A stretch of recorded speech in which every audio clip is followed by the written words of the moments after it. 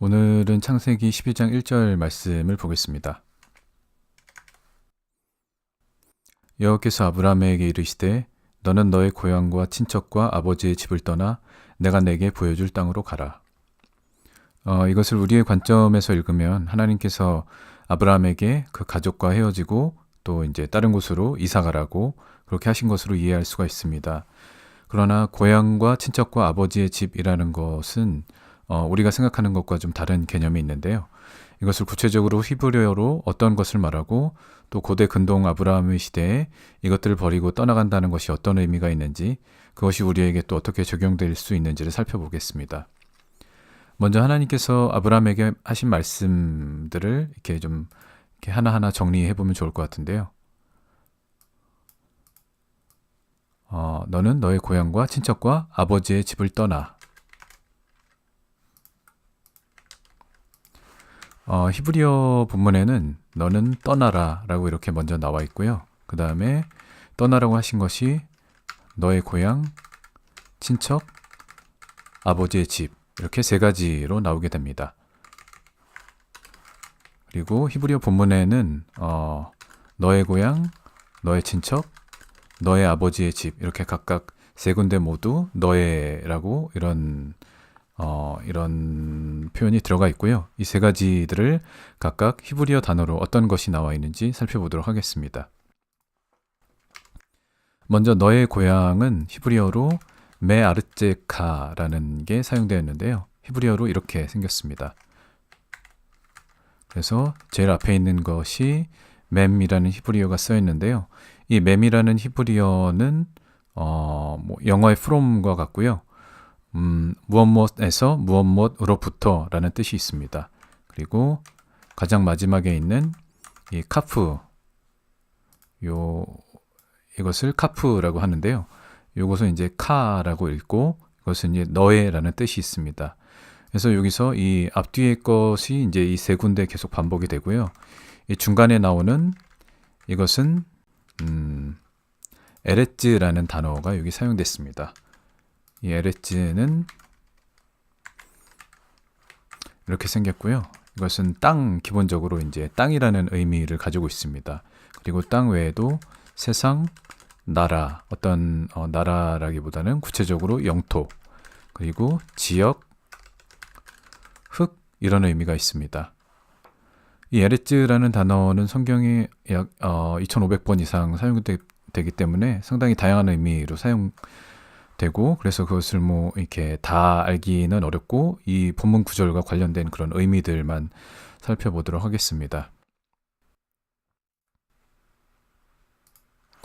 한글 성경에서는 이것을 이 메아르제카 이것을 너의 고향이라고 이렇게 번역을 했는데요. 이 이제 12장 1절 이 부분을 보면은 일단은 이 에레츠라는 단어가 땅을 의미하기 때문에 직역하면은 너의 땅을 떠나라, 너의 땅에서 떠나라, 그런 의미가 되고요. 이 12장 1절에 이 에레츠라는 단어가 두 번 나옵니다. 사실은 본문을 보면은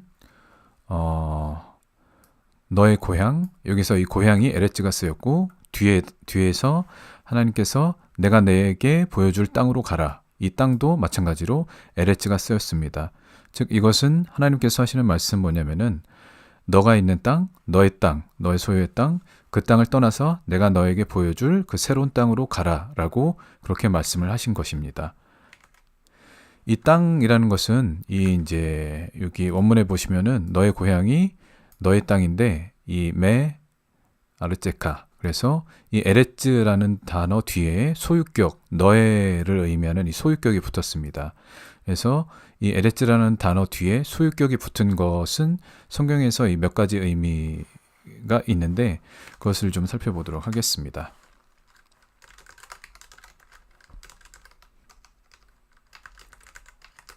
너의 땅, 에레츠, 이것은 첫째로는 거주지를 의미합니다. 이 거주지라는 것은 그러니까 너의 땅, 거주지로서의 너의 땅은 내가 지금 살고 있는 곳, 그곳이 만약에 태어난 곳이고 오래 살던 곳이면 고향이라고 할 수 있고요.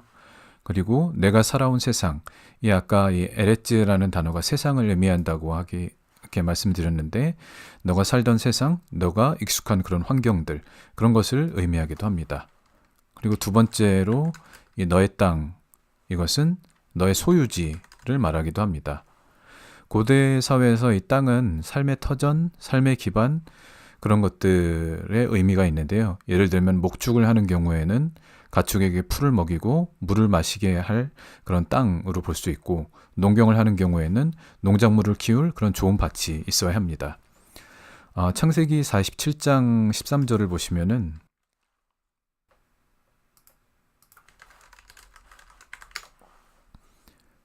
기근이 더욱 심하여 사방에 먹을 것이 없고 애굽 땅과 가나안 땅이 기근으로 황폐하니, 요셉이 이제 이집트의 총리로 있을 때 7년 기근이 있었는데요. 이때 사람들이 곡식을 사기 위해서 요셉에게 자기 재산을 이렇게 팔게 됩니다. 우리도 그렇지만 이 사람들도 자기들에게 가장 소중한, 가장 중요한 재산을 마지막까지 그렇게 팔지 않고 붙들고 있는 모습이 나오는데요. 그래서 여기에 애굽 사람들이 요셉에게 판 그런 물건들, 그런 재산들의 순서를 보면은 이들이 무엇을 가장 중요시하고 있는지를 알 수가 있습니다. 먼저 14절에 보시면은 이들이 돈을 들고 이렇게 와서 곡식을 사가게 됩니다. 그리고 이것이 다 소진되었을 때 17절에 보시면은 그들이 말과 양떼와 소떼와 나귀, 이 가축을 팔게 됩니다. 이 가축과 바뀌어서 먹을 것을 그렇게 사서 가지고 가게 되고, 그리고 마지막으로 그들이 끝까지 붙들고 있었던 것은 뭐냐면은 그들이 토지, 우리의 몸과 우리의 토지. 그래서 여기에 보시면은 그들에게 먼저 팔았던 것은 돈이고, 그 다음에는 가축을 내어주고, 그리고 또 먹을 것이 없자 이젠 자기의 목숨과도 같은 그런 토지를 내놓게 되는 것입니다. 그래서 여기에 보시면은 이 몸과 토지가 함께 나온다는 것은 이들에게 있어서 토지가 그만큼 중요하다라는 의미가 있는데요. 이처럼 이 고대 시대에는 이 토지가 그들의 삶의 가장 중요한 기반이었기 때문에 이 땅을 빼앗긴다는 것은 그들의 삶에 있어서 그런 먹고 살 수 있는 그런 기반 자체를 잃어버릴 수도 있다라는 그런 의미가 있습니다. 아브라함이 있었던 지역은 지난 시간에 갈대아 우르 또는 하란 두 군데 중에 이제 한 군데였을 수 있다고 그렇게 말씀을 드렸는데요. 이 지역들은 메소포타미아 지역으로, 그 메소포타미아라는 것이 의미하는 것처럼 두 강 사이의 땅, 그래서 물이 풍부하고 초목이 자라는 아주 좋은 땅이었습니다. 이런 땅을 떠난다는 것은 그런 농업과 목축하는 데 있어서 아주 상당히 유리한 조건을 가진 그런 경제적 기반이 되는 그 땅을 포기한다는 것, 즉 자기의 그런 경제적인 또는 어떤 자기의 소유들을 포기한다는 의미가 있습니다. 그래서 땅에 대해서 살펴봤고요. 두 번째는 이제 너의 고향이 너의 땅이라는 의미로 살펴봤고, 두 번째로 볼 것은 너의 친척입니다. 이것도 마찬가지로 히브리어로 보면은 이제 미 몰레댓 가 그렇게 돼 있는데, 앞에 나오는 미는 이제 무엇으로부터, 그리고 뒤에 나오는 카는 너의라는 뜻이기 때문에 같은 것은 살펴보지 않겠습니다. 그 가운데 나오는 것은 이제 몰레댓이라는 히브리어가 사용되었는데요. 몰레댓이라는 히브리어고, 이것은 이제 성경에서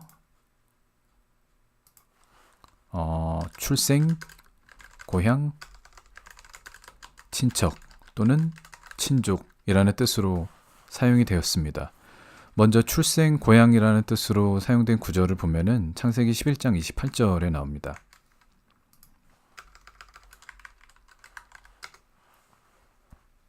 하라는 그 아비 데라보다 먼저 고향 갈대아인의 우르에서 죽었더라. 여기서 이 고향의 그 몰레댓이 사용되었는데요. 여기서는 이제 성경에서 고향이라는 의미로 주로 사용될 때는 그 몰레댓이 단독으로 사용되지 않고 앞에 땅을 의미하는 에레츠가 붙어서 사용됩니다. 그래서 에레츠 몰레댓, 이런 식으로 고향을 이런 식으로 표현하는데, 이것은 뭐냐면은 몰레댓이 출생이라는 뜻을 갖고 있기 때문에 이 출생의 땅, 그가 태어난 땅, 그가 어떤 사람이 태어난 땅을 고향이라고 그렇게 얘기를 하게 되죠. 그리고 이것은 또 다른 의미로 친족, 친척을 의미한다고 그렇게 사용된다고 말씀을 드렸는데요. 이것은 창세기 43장 7절에 나옵니다. 43장 7절에 보시면은 좀 구절이 긴데 여기서 그들이 이르되 그 사람이 우리와 우리의 친족에 대하여 자세히 질문하여, 여기서 이 친족에 사용된 히브리어가 몰레댓입니다.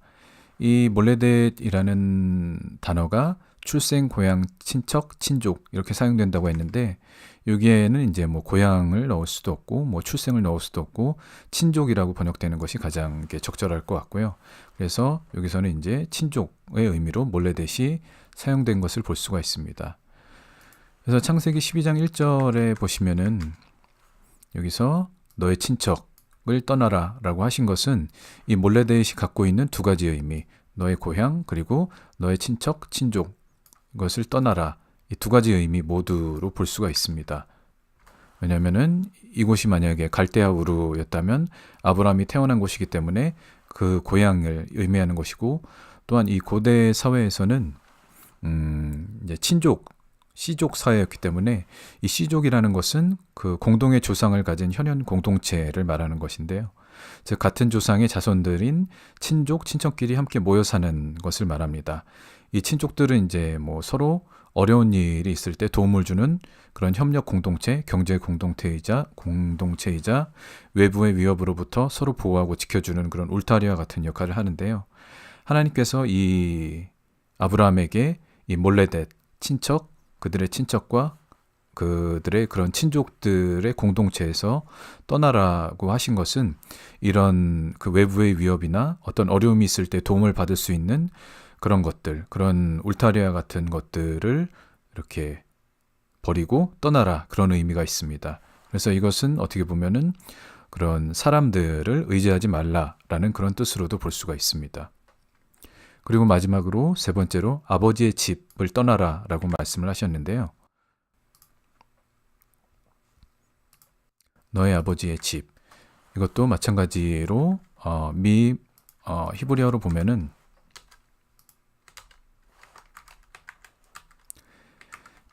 미 베이트 아비카라고 나옵니다. 미는 아까 말씀드린 것처럼 무엇으로부터 라는 의미이고요. 베이트는 제가 이제 따로 설명해 드린 동영상이 있는데 집을 의미하기도 하고 또 가문을 의미하기도 합니다. 그리고 뒤에 나오는 아부, 이 아부는 아버지를 의미하고 카는 너의, 그래서 베이트 아비카를 떠나라, 너의 아버지의 집을 떠나라 라는 그런 뜻이 됩니다. 직역하면은 그런 의미가 되고, 이 베이티의 의미가 또 이렇게 어떤 가문, 가족을 뜻하기 때문에 너의 아버지의 가문에서 떠나라, 너의 아버지의 가족으로부터 떠나라, 그런 의미가 있습니다. 고대 근동 사회에서는 이제 아버지가 믿는 신이 자식들, 후손들에게 대물림 되는 경우가 많습니다. 이것은 이제 성경에 나오는 표현들을 통해서도 간접적으로 알 수가 있는데요. 특히 창세기를 보시면은 아버지의 하나님, 조상의 하나님이라는 표현이 많이 나옵니다. 예를 들면은 창세기 26장 24절을 보시면은 그 밤에 여호와께서 그에게 나타나 이르시되 나는 내 아버지 아브라함의 하나님이다 라고 이렇게 말씀하십니다. 이것은 이제 아브라함의 아들인 이삭에게 하나님께서 나타나시는 장면인데요. 거기서 말씀하시길 나는 여호와 하나님이다 라고 그렇게 얘기하실 수도 있지만, 하나님께서 직접 나는 내 아버지 아브라함의 하나님이다 라고 그런 아버지와의 관계 속에서 있던 하나님이고, 또한 내 아버지의 아들인 너에게도 내가 그렇게 동일하게 나타난다, 그런 의미로서 이렇게 말씀하시는 것을 볼 수가 있습니다. 또 다른 구절을 보면은 창세기 31장 5절에도 이런 부분이 나오는데요. 이것은 이제 야곱이 하나님에 대해서 말할 때 그들에게 이르되 내가 그대들의 아버지 안색을 본즉, 이제 여기서 그대들은 라헬과 레아를 말하고, 내게 대하여 전과 같지 아니하도다 그러할지라도 내 아버지의 하나님은 나와 함께 계셨다. 즉 나의 하나님이라고 얘기할 수도 있는데 여기서는 내 아버지의 하나님이라고 이렇게 얘기를 합니다. 또 다른 구절로는 룻기 1장 16절이 있는데요. 여기서 이제 룻이 그 어머니 나오미를 따른다고 하면서 하는 얘기가 있는데, 어머니의 하나님이 나의 하나님이 되시리니. 그래서 어머니가 믿었던 그 하나님을 나도 그 하나님을 동일하게 믿겠다. 그 하나님을 따르겠다라는 그런 얘기를 합니다. 지금 이제 보신 것처럼 이 부분뿐만이 아니라 성경에는 보면은 이제 그 아버지의 하나님 또는 이제 어머니의 하나님 이런 식으로 그 부모가 믿던 조상들이 믿던 그런 하나님을 대물림해서 동일하게 이렇게 믿는 그런 경우가 나옵니다. 그래서 성경은 이제 아브라함의 아버지 데라가 우상을 섬겼다라고 그 여호수아서 24장 2절에서 그렇게 얘기하고 있는데요. 이 고고학적 증거들을 살펴보면 데라가 살던 갈대아 우르와 하란은 달 신숭배의 중심지였다고 합니다. 그래서 데라가 섬겼던 그런 우상은 달신이었을 가능성이 있는데요. 이렇게 성경과 고대 근동의 그런 관습처럼 아브라함이 아버지의 그런 아버지 데라가 섬겼던 신을 동일하게 그렇게 대물림 받아서 섬겼다면 아브라함은 아마 달신을 섬겨야 했을 것입니다. 그리고 성경을 보면 아들은 아버지의 직업, 즉 가업을 이어받는 그런 역할을 하는데요.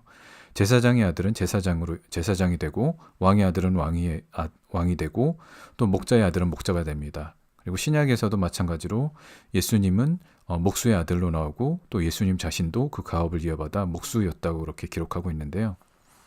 성경에 데라의 직업이 직접적으로 언급되어 있지는 않지만 그런 야사렛 책 같은 유대 전승을 보면은 데라는 우상을 만드는 사람이었다고 나옵니다.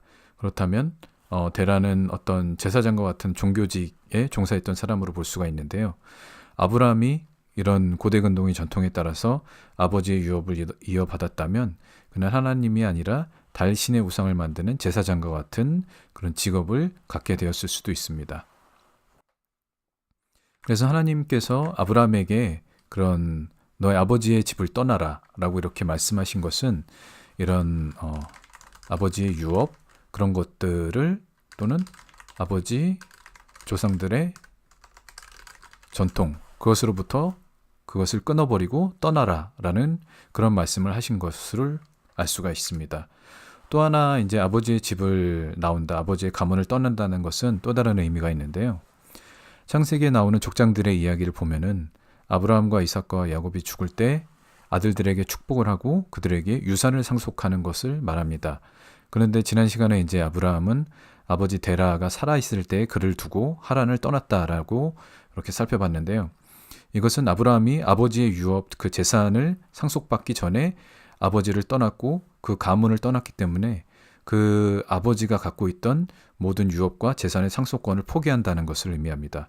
그래서 그는 아버지에게 물려받을 것이 하나도 없이 오직 자신의 힘으로 살아가야 한다는 것을 의미합니다.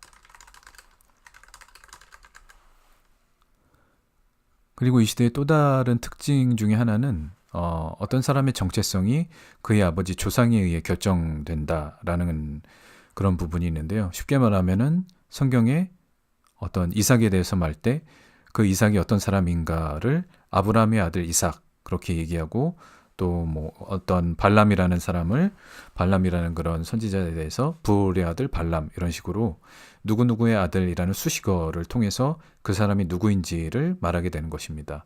그런데 아브라함이 데라의 집 그의 가문을 나왔다는 것은 그 가문에서 끊어졌다는 것이고 어떻게 보면은 아브라함은 속된 표현으로 말하면 근본 없는 자식이 된다는 그런 의미가 있습니다.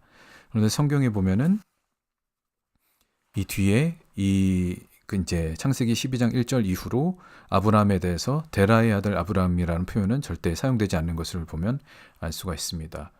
그러나 하나님은 이 아브라함을 그렇게 내버려 두지 않으시고 오히려 아브라함을 새로운 가문, 새로운 민족의 조상으로 그렇게 만드신 것입니다. 사실 아브라함은 이제 하나님은 아브라함이 기존에 갖고 있던 모든 것, 그의 땅, 그의 재산에 해당되는 그의 땅, 그리고 그의 친척, 즉 그가 속해 있던 공동체, 그를 보호하는 울타리와 같은 것들, 그런 사람들, 그리고 그의 아버지의 집, 아버지의 유업과 또한 아버지를 통해서 내려왔던 그런 전통들, 그 가문들, 그 모든 것을 버리게 하시고 그에게 이 모든 것들을 새로 주실 것을 약속을 하십니다. 먼저 창세기 26장 4절을 보시면은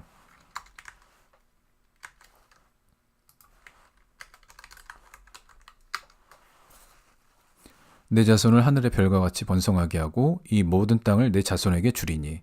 그래서 하나님은 아브라함이 살던 땅, 그리고 아브라함이 그 물려받았을 수도 있는 그 땅을 버리고 나왔을 때 나중에 하나님께서 이 모든 땅, 즉 가나안 땅을 아브라함에게 주신다고 그렇게 약속을 하셨습니다. 그리고 또한 아브라함에게 하늘의 별과 같이 많은 자손을 주겠다고 여기서 또 약속을 하시고요. 그가 그의 땅을 그가 이제 아버지의 집을 떠난 것에 대해서 그를 많은 자손의 아버지로 만들겠다고 그렇게 약속을 하신 것입니다. 그리고 창세기 우리가 살펴본 12장 1절 바로 뒤에 보시면은 그를 큰 민족을 이루게 한다라고 이렇게 말씀하셨습니다. 그리고 그 뒤에는 그에게 복을 주겠다라고 하셨습니다. 하나님께서 이 아브라함이 그 아버지의 집을 떠나서 그 아브라함 자체를 하나의 큰 민족으로 그렇게 만들어 주겠다라고 약속을 하셨고, 그가 포기한 모든 그런 재산 상속권, 그다음에 그가 포기한 땅, 그런 것들을 버리고 나왔을 때 그에게 하나님께서 복을 주겠다고 이렇게 말씀을 하신 것입니다. 그리고 또 3절을 보면은 하나님이 땅의 모든 족속이 너로 말미암아 복을 얻을 것이다 라고 이렇게 말씀하시는데요. 아브라함이 아까 이제 그의 친척을 떠났다라고 말씀을 드렸습니다. 그 친척은 데라의 후손들로 이루어진 친척일 수도 있고, 또는 그보다 더 메소포타미아에 있었을 경우엔 그 우르에 있었을 경우엔 데라보다 더 위 조상까지 올라가는 더 큰 친족 공동체였을 수가 있는데요. 어쨌든 아브라함이 속해 있던 그런 한 족속이 아니라 땅의 모든 족속을 그에게 주신다라고 이렇게 말씀을 하십니다. 여기서는 이제 땅의 모든 족속이 너로 말미암아 복을 얻을 것이다라고 나오는데, 나중에 이제 살펴보겠지만 다른 구절에서는 하나님이 아브라함의 그런 후손들만이 아니라 다른 여러 민족을 아브라함에게 그렇게 주신다라고 이렇게 나옵니다. 창세기 12장 앞부분에서 하나님께서 아브라함을 이렇게 불러내시고 그에게 너의 고향과 친척과 아버지의 집을 떠나라 라고 이렇게 말씀하신 것에는 이런 고대 근동의 그런 상황 가운데 이런 의미가 있고, 실질적으로 아브라함은 그의 삶의 기반이 되는 모든 재산, 땅, 사람, 그리고 가문, 그 모든 것들을 이렇게 버리고 나가야 한다, 그렇게 하라는 그런 큰 의미가 있었습니다.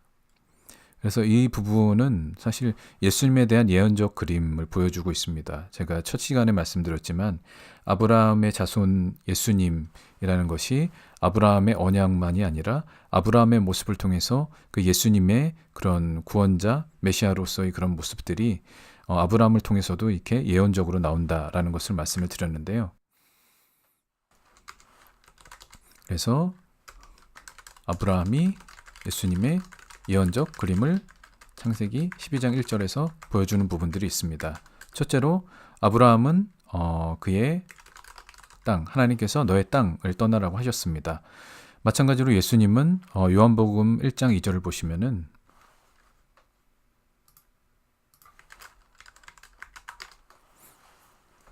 예수님은 태초에 하나님과 함께 계셨습니다. 이 태초에 하나님과 함께 계셨던 그곳을 성경에서는 영적인 의미로 하늘이라고 의미합니다.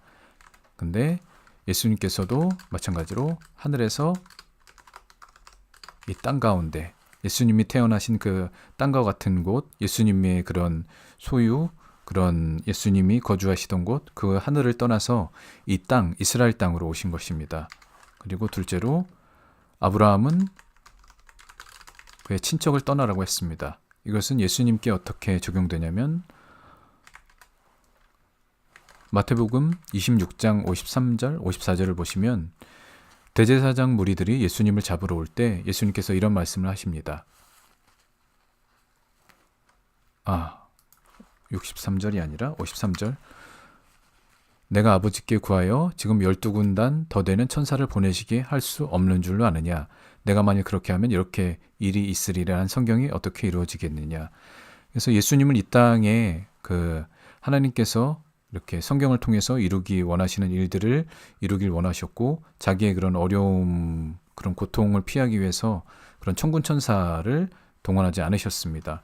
예수님이 하늘에서 그렇게 아버지 곁에 계실 때 천군 천사들이 예수님을 둘러싸 계셨는데요. 예수님은 그 천군 천사들을 떠나서 이 땅에 오셨고 그들의 도움을 받지 않고 오직 이 땅 가운데서 하나님의 그 뜻에 순종하신 그런 모습을 보여준 것입니다. 그리고 세 번째로 아브라함은 하나님께서 아브라함에게 너의 아버지의 집을 떠나라 라고 이렇게 말씀하셨는데요. 마찬가지로 예수님도 하나님의 아들로서 하나님과 그런 동등된 그런 본체로 태어나셨지만 그러나 이 땅에 연약한 사람의 몸으로 오셨습니다. 이것이 바로 아브라함이 보여주는 예수님의 그런 예언적인 그림이라고 할 수가 있습니다. 그리고 또한 이것은 우리에게 우리가 어떤 신앙생활을 해야 하는지를 보여주는 예언적인 그림이라고 볼 수가 있습니다. 그것을 우리의 믿음의 조상인 아브라함이 미리 보여준 것이고 또한 예수님께서도 그것을 우리에게 몸소 행하심으로 보여주신 것인데요. 이것은 이제 한마디로 얘기하면은 자기 부인이라고 할 수가 있습니다. 그리고 이것이 이제 어떻게 보면은 아브라함이 그의 땅과 친척과 아버지의 집을 떠난 것이 개인적으로 정리를 해봤지만 각자 여러분들에게 좀 적용될 수 있는 부분들이 다를 수 있기 때문에 이 부분들은 이제 각자 묵상하면서 생각해 보시면 좋을 것 같고요. 제가 생각한 것은 간단하게 말씀을 드리면은 재물을 의지하지 말라. 그리고 사람을 의지하지 말라. 그리고 옛사람을 벗어버리라 라는 그런 뜻이 될 수가 있습니다. 그래서 이것과 관련된 구절 성경 말씀들을 좀 찾아봤는데 바울이 이제 이것을 잘 정리한 그런 말씀들이 있었습니다. 그것이 이제 골로새서 3장에 좀 잘 나와 있는데요. 골로새서 3장을 보겠습니다. 골로새서 3장을 보시면은 1절에 너희는 그러므로 너희가 그리스도와 함께 다시 살리심을 받았다. 즉 우리가 예수님을 믿음으로 예수님 안에서 새 생명을 얻은 그런 새로운 옛사람이 아니라 새로운 사람이 되었다라는 것을 말하는데요. 여기서 2절에 보시면은 위의 것을 생각하고 땅의 것을 생각하지 말라라고 이렇게 말하고 있습니다. 이것은 즉 우리가 이 땅 가운데서 태어났지만 이 땅의 것을 생각하지 말고 위의 것, 즉 하나님의 일, 하나님의 나라를 생각하라는 것을 의미합니다.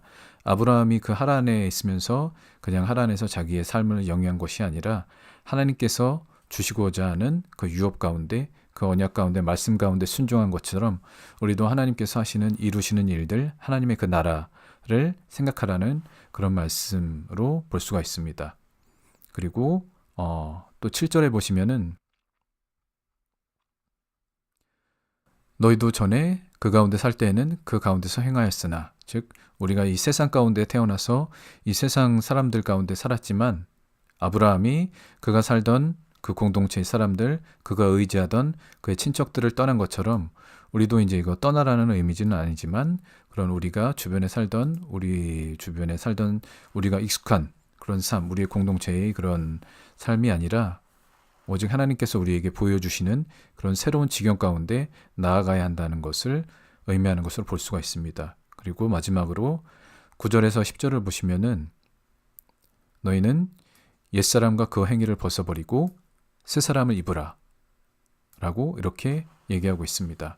그래서 우리가 우리의 몸이 어떤 가정에서, 어떤 환경에서, 어떤 조건에서 태어날 수가 있고 또 우리가 어느 교회, 어느 교파에 속해 있을 수도 있고 우리에게 또 아브라함이 그런 고대 근동 시대에 그 아버지의 그런 신앙과 아버지의 신들을 물려받은 것처럼 우리가 우리에게 전해지는 그런 교회의 종교적인 그런 전통적인 부분들이 있을 수가 있지만 우리가 그것에 계속 이렇게 매여서 묶여서 사는 것이 아니라 바로 이 앞에 보시면은 뒤에 나오네요. 거기에는 헬라인이나 유대인이나 할레파나 무할레파나 야만인이나 스구디안이나 종이나 자유인이나 차별이 있을 수 없다. 오직 그리스도 안에서 오직 우리는 모두 하나다라는 그런 것을 말하고 있는데요. 이처럼 우리가 어떤 환경에서 태어나고 어떤 환경에 속해 있고 그것이 중요한 것이 아니라 우리가 바로 오직 우리에게 우리에게 이르시는 그 하나님의 말씀을 따르는 삶을 살라. 그리고 그 말씀을 우리에게 가르쳐 주시는 예수님의 하나님을 그렇게 따르며 살라는 그런 것을 의미하는 것으로 이해할 수가 있습니다. 그래서 이 아브라함의 이야기는 단지 그냥 어떤 그냥 살던 환경에서 떠나라 그런 의미가 아니라 옛사람 그런 예전의 환경 그 모든 것들을 벗어버리고 하나님께서 인도하시는 곳으로 갈 때 하나님께서 그 우리가 예전에 누릴 수 있었던 그런 모든 부분들 그런 재산이나 사람이나 그런 것이 아니라 우리에게 주시는 지경 가운데서 우리에게 땅을 주시고 우리에게 유업을 주시고 또 우리에게 하나님께서 인도하시는 그런 우리에게 맡겨주신 그런 영혼들 그런 것들이 있다는 것을 이렇게 얘기를 하고 있습니다. 이것이 예수님을도 동일하게 우리에게 그 모범을 보이셨고 우리도 또한 그러한 삶을 살아가야 한다라는 것을 이렇게 아브라함을 통해서 이미 창세기에서부터 그런 이야기들이 나오는 것을 볼 수가 있었습니다. 오늘 강의는 여기까지이고요. 다음 시간에 뵙도록 하겠습니다. 감사합니다.